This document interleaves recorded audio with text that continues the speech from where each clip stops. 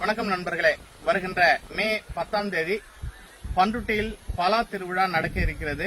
அந்த பலா திருவிழாவில் நானும் கலந்து கொள்கிறேன்.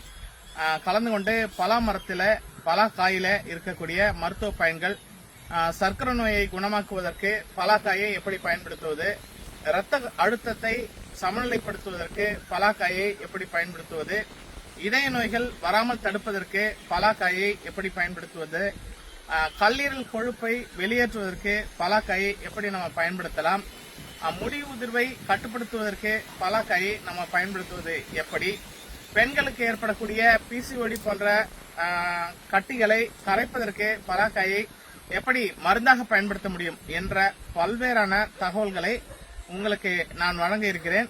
பலா மரம் என்பதை பொறுத்தவரைக்கும் இப்போ நான் நிற்கிறது வேர்பலா. இது கிட்டத்தட்ட 100 ஆண்டுகள் மரம். இது இங்க இருக்கிறோம். நம்ம இந்த வேர்லயே இந்த காய் காய்ச்சிருக்கிறத நீங்க இங்க பார்க்க முடியும். இப்படி பல்வேறான வகைகள் பலாவில பண்ருட்டி பகுதியில் இருக்குது. இந்த பலா மரத்தை பொறுத்த வரைக்கும் கிட்டத்தட்ட 250 வருஷத்துக்கு மேலாகவே இங்க பலா மரங்கள் நிறைந்திருக்கக்கூடிய ஒரு இடமாக இந்த பண்ருட்டி பலா இருக்கிறது. இன்னும் கேட்டீங்கன்னா உலகத்திலேயே மிக சுவையான பலாக்கள், பலா ரகங்கள், பலா வகைகள் இங்க பண்ருட்டியில இருக்கிறது என்பது நமக்கெல்லாம் பெருமை. இன்னும் கேட்டீங்கன்னா உலகத்திலே பெரிய பலா மரங்கள், பெரிய பலா காய்கள் எங்க இருக்கு அப்படின்னு கேட்டீங்கன்னா அதுவும் நம்முடைய பண்ருட்டி பகுதியில் இருக்கக்கூடிய பலா காய்கள் தான்.